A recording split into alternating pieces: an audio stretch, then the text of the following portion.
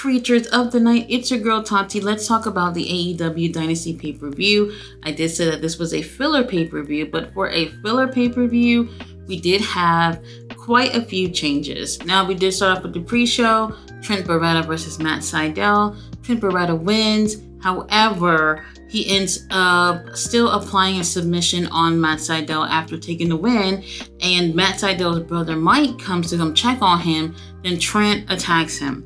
Here it comes. Chuck Taylor, who comes to, I guess, get Trent to stop. Trent gets out the ring, cuts a little promo, and then Orange Cassidy comes out because his match is next.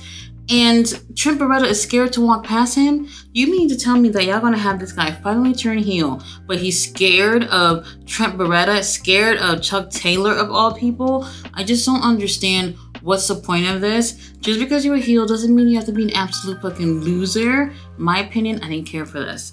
Next, we had Orange Cassidy and Shibata versus Shane Taylor and Lee Moriarty. What's there to talk about? Y'all already know Orange Cassidy and Shibata wins. I just don't understand. Once again, another heel with being Shane Taylor Promotions. They are just looking stupid every freaking time they come out there. I don't understand why they're so high on Orange Cassidy, always taking a win. I don't understand it to me. I just don't. After this, we have the Acclaim and Daddy Ass versus Bullet Club Gold. Winner of this match will get the opponent's titles.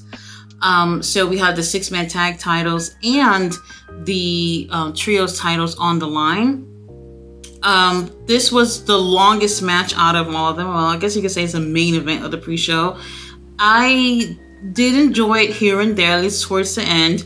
And a lot of times it was just neck and neck, where it just seems like Daddy Ass and the Acclaim are going to, win that and also win the other sets of titles. But we do have Bullet Club Gold taking the win thanks to Jay White really getting into control at the end of that match. So now they have both sets of titles. They are unified trios titles according to AEW. I don't care. I absolutely don't care who was going to win this. They unified the titles. Let's see what they're going to do with them. I have no clue. On to the main card. We started off with Pac and Okada. In my opinion, I would not have started this first. While this was a great match, they lacked the energy that I felt like was just not there for an opening match. I just wish they brought more energy to the match, but it was great. Pac obviously doesn't win here. Okada takes the win. Okada is like the perfect heel. I love when he does that devilish smile during his match. It was great, but for an opening match, nah, not for me. Now, what would have opened the show that I think that would have been great was Adam Copeland, Mark Briscoe, Eddie Kingston versus House of Black. That right there, the audience woke the fuck up, okay? They loved that match. I really did enjoy it too. It was great to see the chemistry with everybody in the ring. Man, when they get to that point of having Malachi Black and Adam Copeland one-on-one, you guys, it's going to be amazing. I already know it. They teased that to us towards the end of this match. What happened here was both these guys was a legal man. We did get to a point where it was like towards the end where it got a little messy. Everybody was up in the match and it was a little hard to tell who was a legal guy here. It ends up being Adam and Malachi Black. Adam goes for a spear onto Malachi, but Malachi already had the mist in his mouth and he sprays it onto Adam and takes the win with that. Now, first of all, it looked like he spit a whole gallon of that shit on him. It was a lot of it. And Adam just looked absolutely distraught. His teammates looked distraught. And I'm telling you, House of Black needed that win. They absolutely needed that win. The right call was made with this. For a while, House of Black been looking like losers. And here we have a really big win for these guys. It can only go up from here, Tony Khan. I hope so. Really great match. Very fun. And I would have definitely used a match like that to open the show. But anyway, House of Black take the win. I'm happy about it. Now after this, TBS title on the line, Julia Hart versus Willow Nightingale. And I think we already knew that Julia was not going to win, that Willow was going to win. The match was 5-6 minutes, if that, and it was not good. It was not good. I felt like, okay, is Julia hurt? God, the chemistry wasn't there. And there was a lack of something where it was just like, well, what's going on here, you know? Didn't like this at all. And, you know, it wouldn't have mattered to me who won. I think we already knew that Willow will be going against Mercedes at Double or Nothing. So it was apparent from the jump. This felt like, here, Willow, here's the title. Oh, but wait, we can't give it to you. Go out there and do something with Julia so you can win it. And it didn't feel like anything, nothing at all. From an emotional standpoint, you don't feel no connection with this type of match at all. Julia, I don't know if you're hurt, whatever situation is, they did a wonderful job building her up to become the TBS champion, and then her title reign, really not much came of it. Willow Nightingale, congratulations to you, but if you're going to be champion, I don't want to see matches like this again.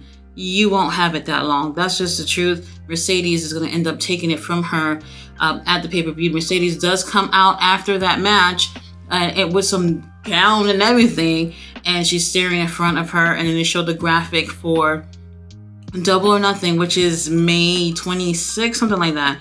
And nice knowing you, Willow, but congratulations. Now, after this, we have probably my second favorite match of the night, Kyle O'Reilly versus Roderick Strong.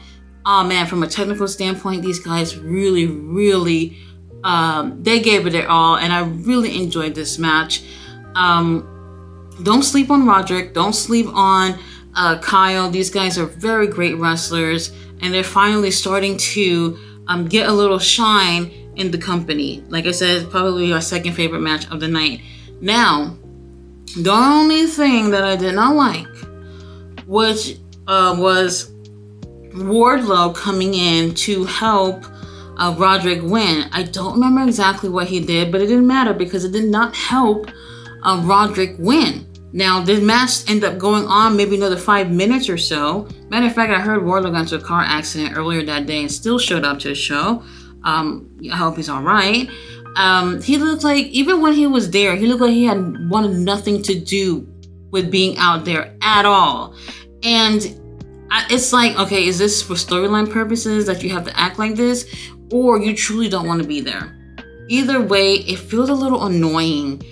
And I don't know what we're doing with Wardlow, and it became apparent after the match. Roderick wins, and after that, the Undisputed Kingdom comes out, and they wheeled in Adam Cole, but up to the stage. Adam Cole gets off the wheelchair and walks to the ring. Even took the steps up the ring. I saw that he slowed down when he went up the steel steps, but he got in there with no problem. Is he ready to be in the ring? I doubt that. Highly doubt that. But to see him walk over there, I was actually really happy to see that. Y'all know I can give two shits about Adam Cole, but I'm glad that he is definitely doing better. When Adam Cole got in that ring, Wardlow was standing in front of him, and he walked from behind to get to Roderick. He gave the meanest, stinkest look at Wardlow, like, this useless bitch. I can't believe he's in our group. Like, the way he looked, I could not help but laugh. Like, I was just like, whoa, Wardlow, if you just turn around to see how this dude is looking at you, Adam Cole's definitely already plotting on Wardlow. Whatever that's going to be, I don't know. But Wardlow should have never been in this group to begin with. I don't think this is a good fit for him at all. After this, I didn't even bother to really put much, to really watch Hook versus Chris Jericho. I think it was probably the least anticipated match in terms of everyone who watched it or didn't watch it. It just seemed like this story is being absolutely forced down our throats, and some of us don't like that. So, long story short, this was an FTW rules match, which I wasn't sure to begin with because Hook has had some matches where the FTW title was on the line, but there were no FTW rules. So this time, that was what was different. Obviously, they had the weapons to give that hardcore element. Not hardcore enough for me. Surprise, surprise. Chris Jericho ends up taking the win. And Taz comes and he's, tending to his son or whatever. And I thought that was interesting because we don't hear from Taz for the rest of the fucking night. And I'm just wondering, okay, I don't think he's injured or anything. At least it didn't look like to me that Hook was badly injured. And like I said, we didn't hear from Taz for the rest of the night, which honestly ain't even an issue to me. But we did have JR on commentary, not the entire night. We had him from like the beginning of the show, and then definitely he was there for the main event. I'm glad to hear from JR. I'm glad that he's doing better, and it was great for him to be on the show. After this, Timeless Toni Storm versus Thunder Rosa. Man, Toni Storm, this character, this is what I'm saying. Like, I know some people don't care for the character, but she's absolutely killing it. And I can't say the same about other people in not just AEW, but in wrestling, period. She does end up retaining the title. We did have a huge bitch fight with Deonna Purrazzo and Mariah May. It was lovely. Luther ends up getting injured too. Well, he's not injured, but he definitely was hurt with the girls getting into a cat fight. And Toni Storm ends up winning after she kicks Thunder Rosa in the crotch. And I'm just like, okay, if she had a dick, that would really hurt. But this type of thing don't hurt the girls that much, really, for her to take the win with that. Either way, she retains. I'm happy about it. I do hope that for Double or Nothing, that we get a chance to see her in a triple threat with Deonna and Thunder Rosa. I think that would be a really interesting thing to do for the women's title. But our champion, Toni Storm, retains, and I'm happy about that. Match of the year, Will Ospreay, Bryan Danielson. Amazed. I have not heard a crowd so loud in a really long time. These guys, let me just say this. That match was for you, Paul Levesque. This whole grind this thing or whatever you wanted to say. I felt like that was a response, even though Will Ospreay did respond to Triple H's comment.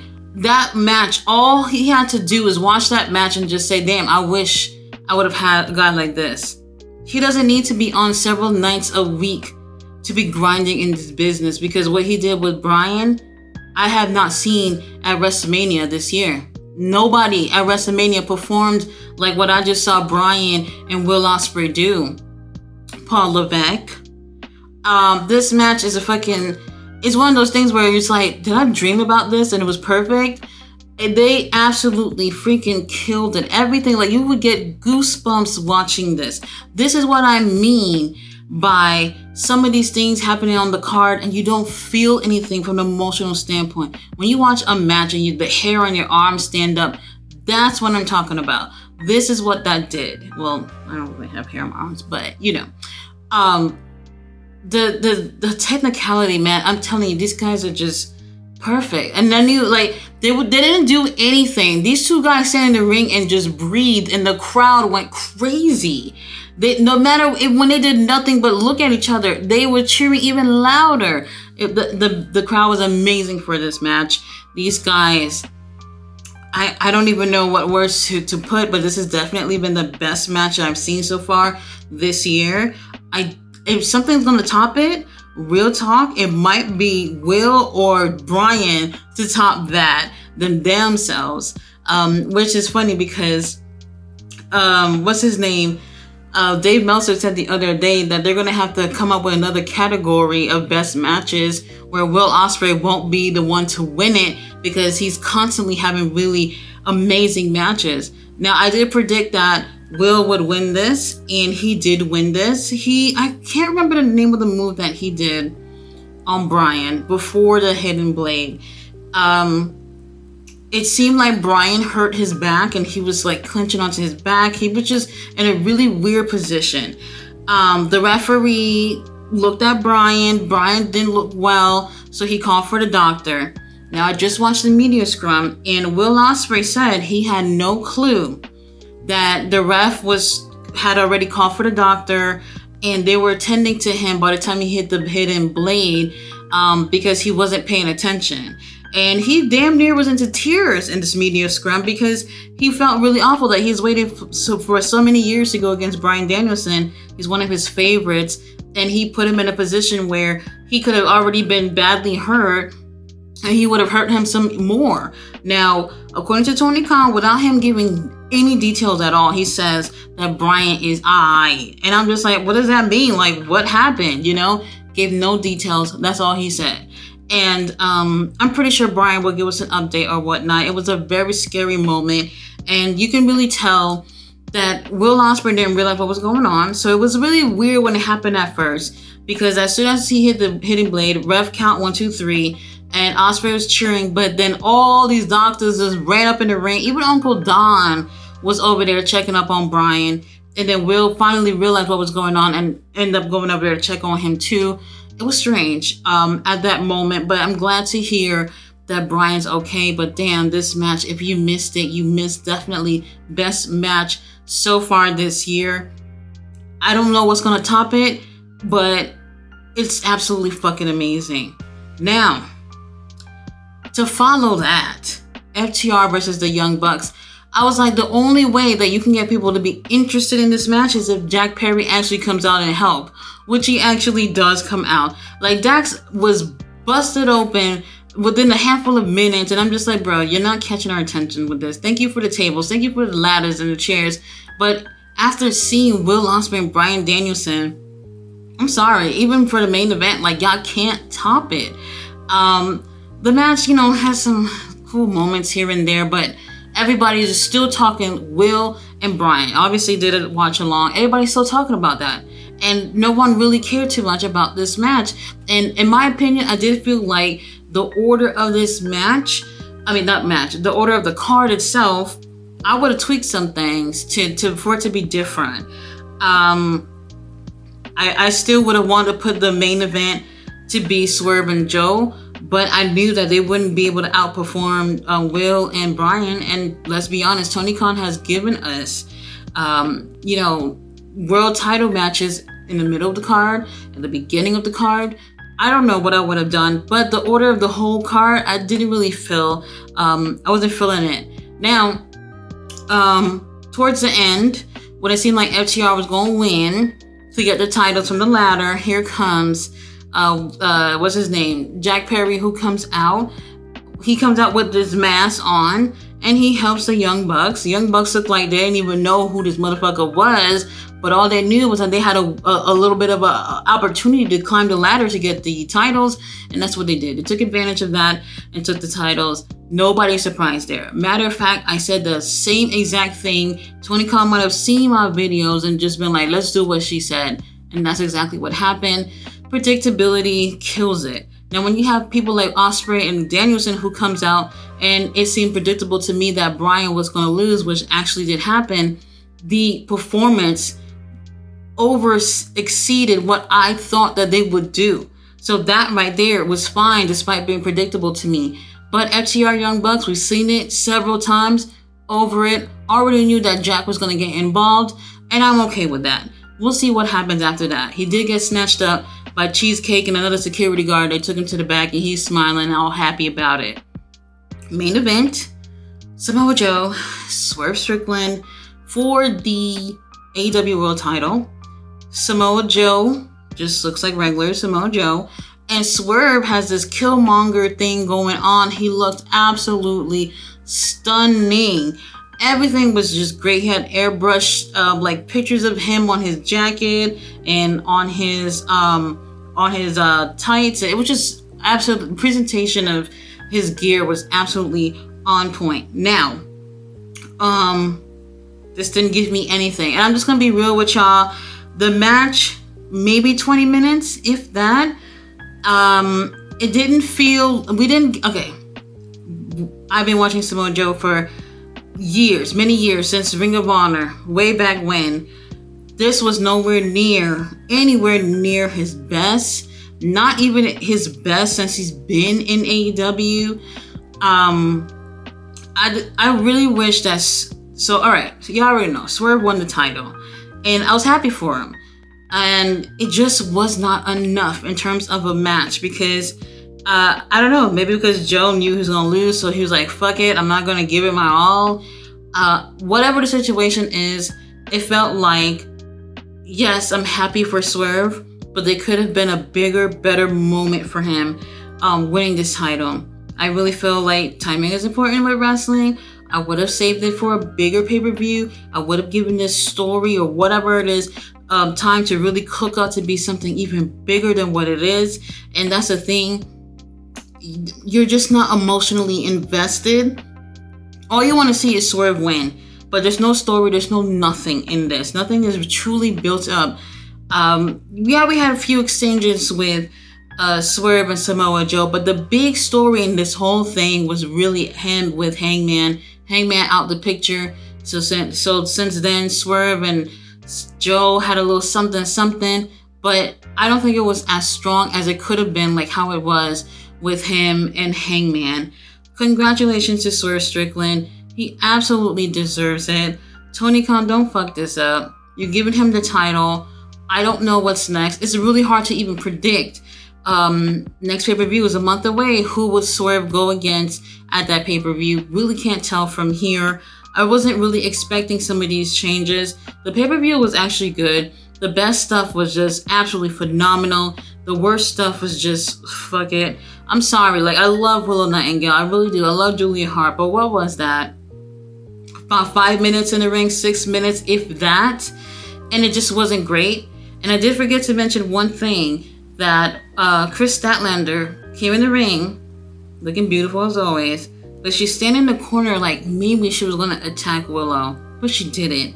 And I thought that was so interesting because that really fucking scared me for a moment, but it didn't happen.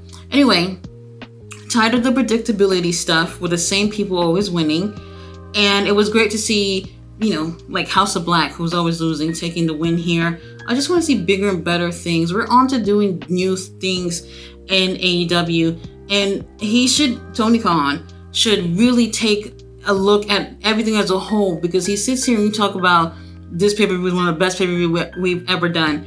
You say that about every single pay-per-view you do. This wasn't bad, but there's certain things you're really going to have to change if you really want to grow your audience, especially get a streaming service. Tony Khan, $56 for the pay-per-view, y'all. It's going to be hurting my pockets at some point. Guys, thanks so much for watching my review. I'll be back on Wednesday with a live stream for Dynamite, but I'll be back on Tuesday with another review of Dark Side of the Ring, and that will be about Sensational Sherry, so that's going to be interesting. I'll see you guys then. Bye.